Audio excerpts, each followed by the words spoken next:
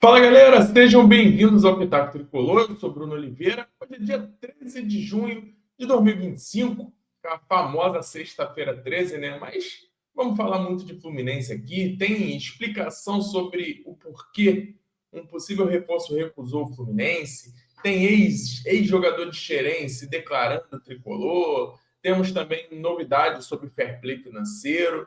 Temos jogador do Fluminense apontando um possível ponto negativo no Dortmund, adversário de estreia do Fluminense. Tem jogador que pode estar se despedindo do tricolor em breve e muito mais. Então fica com a gente aí até o final do vídeo e vamos nessa.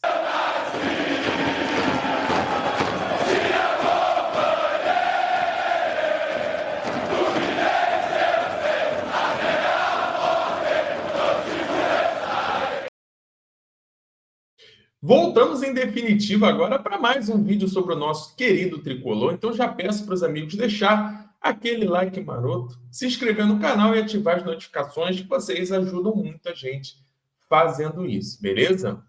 Vamos lá, vamos começar falando sobre Luiz Henrique, né? Jogador que foi peça-chave no título do Botafogo aí no ano de 2024, né? Na Libertadores, no Brasileiro. Jogador que tem um histórico em Xerém, é cria de Xerém, é tricolor. E nos últimos, é mais um papo de torcedor, né? Uma polêmica de torcedor.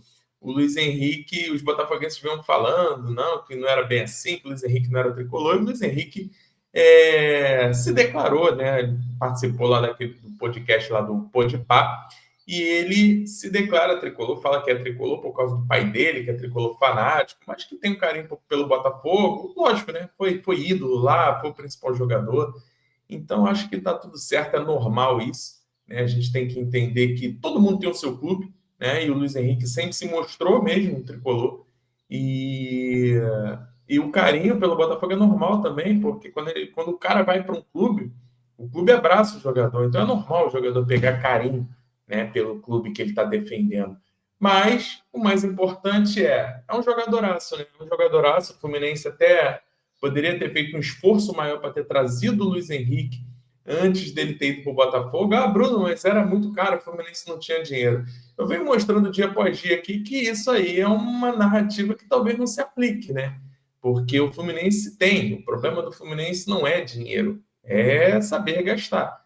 Então, a quantidade de reforços que a gente já trouxe, né, de jogadores totalmente questionáveis, tranquilamente dava para a gente ter tentado contratar o Luiz Henrique. Enfim, uma pena, né? Mas que esse jogador possa um dia voltar para o Fluminense, porque é muito, muito jogador de futebol. Joga bola e é disso que a gente precisa, né?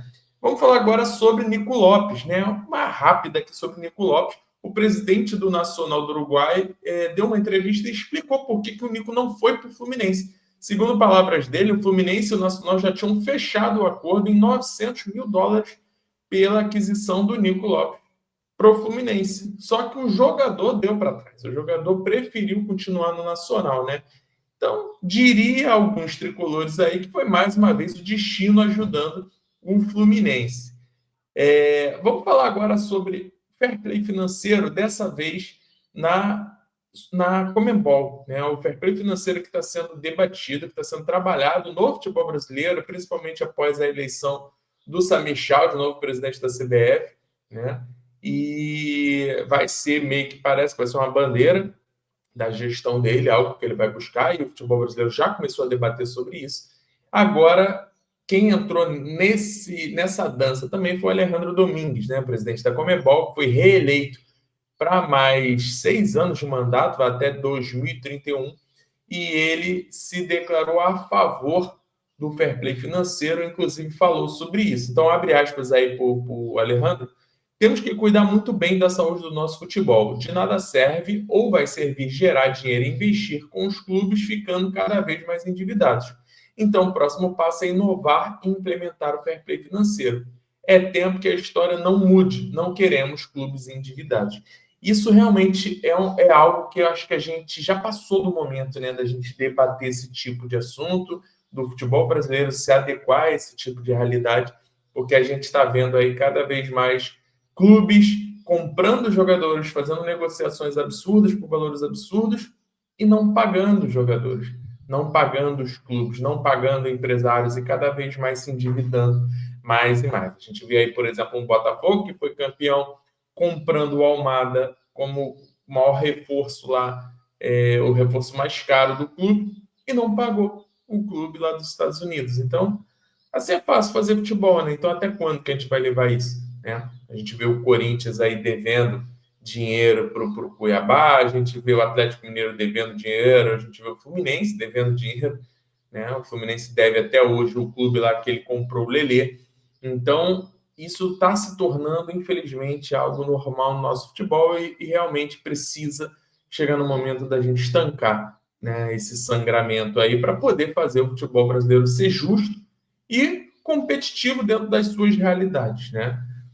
Vamos lá, vamos falar agora sobre Calegari no Atlético Paranaense, né? O clube paranaense lá demonstrou interesse no jogador. Foi nessa janela, né? Que terminou agora no dia 10.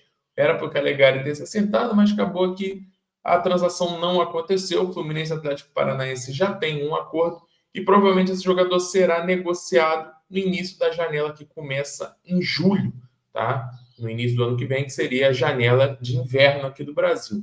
Então, o Calegari ele deve se renovar o contrato com o Fluminense por mais um ano e deve ser emprestado ao Atlético Paranaense com opção de compra. O empréstimo dele até o final do ano com opção de compra, beleza?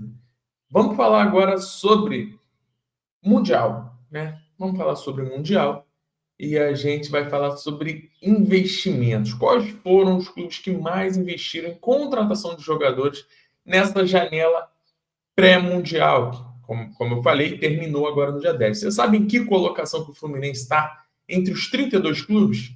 Então, o Fluminense está em 10º lugar entre os 32 clubes que vão disputar o Mundial que mais investiram em reforços. Isso em valores, tá, gente? Não em quantidade. O Fluminense está em 10º lugar, tendo gasto aí 30,5 milhões de reais, que foi devido à contratação do Soteldo, beleza? Aí a gente tem os 10 primeiros aí desse ranking, né? O Manchester City em primeiro, seguido por Chelsea, Real Madrid, Inter de Milão, Borussia Dortmund, Botafogo, Porto, Boca Juniors e RB Salzburg. E aí, fechando o Fluminense como 10º lugar nesse ranking dos 32 clubes que mais gastaram. Mais gastaram não, né? Os 32 clubes que vão disputar o Mundial. Vamos, falando em dinheiro ainda, vamos falar de uma grana aí que o Fluminense deve receber em breve, né? Um valor milionário aí, devido à venda de um jogador formado no Fluminense. Estamos falando de Gerson. Gerson que ficou no Fluminense dos 12 aos 18 anos. E qualquer negociação envolvendo o Gerson, o Fluminense tem direito a 2,5% do valor da transação, que seria referente àquele mecanismo de solidariedade, né? E o Gerson está para ser vendido para o Zenit da Rússia por 25 milhões de euros, valor aí aproximadamente 160 milhões de reais, o que daria ao Fluminense 4 milhões de reais. Então, o Fluminense ganhando um valor aí, um valor milionário, por causa da venda de um jogador que já não faz parte do Fluminense há muito tempo, né? Mas esse valor poderia até ter sido maior, mas acabou que na renovação do Gerson, eles acertaram que o valor da venda dele cairia de 200 e poucos milhões, 100 e poucos milhões, para apenas 25 milhões de euros, né? Então, qualquer grana que pingue nos cofres tricolores faz parte, já ajuda naquele orçamento anual referente à venda de jogadores, né? Porque essa verba de mecanismo de solidariedade também entra na estatística de venda de jogadores. Então, mais 4 milhões aí para as contas do clube, né? E vamos fechar o vídeo agora falando sobre Guga. Por que Guga? O Guga deu uma entrevista à ESPN e falou sobre o Borussia Dortmund, né? Adversário da estreia do Fluminense aí. Estamos a 4 dias da estreia do Fluminense no Mundial, justamente contra o Dortmund, né? O jogo mais difícil vai ser na estreia. E o Guga, ele fala algo que seria um ponto a ser observado, um ponto negativo do Borussia Dortmund, né?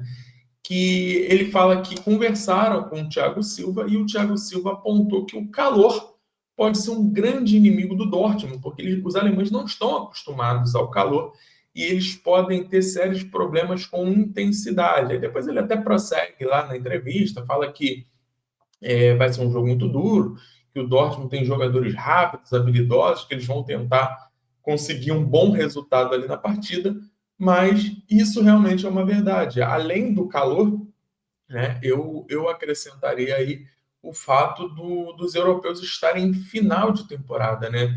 Então é a primeira vez, talvez, que a gente vai enfrentar eles até melhor fisicamente do que os caras, porque eles já estão no final da temporada, enquanto o futebol brasileiro está no meio da temporada, né? Geralmente naquele mundial do final do ano, eles sempre estão no início e a gente no fim. Então, fisicamente, eles estão muito melhores que nós, né? Então, deixa nos comentários aí, amigo, o que vocês acham? Vocês acham que o Fluminense tem alguma condição de ganhar do Dortmund? O que vocês acham que vai acontecer com o Fluminense nesse Mundial? E comenta aí também sobre o que a gente falou aqui no vídeo de hoje. Dá essa moral pra gente, que ajuda bastante. Então, voltamos amanhã com mais Fluminense aqui para vocês, beleza? Valeu, saudações de colores e até a próxima.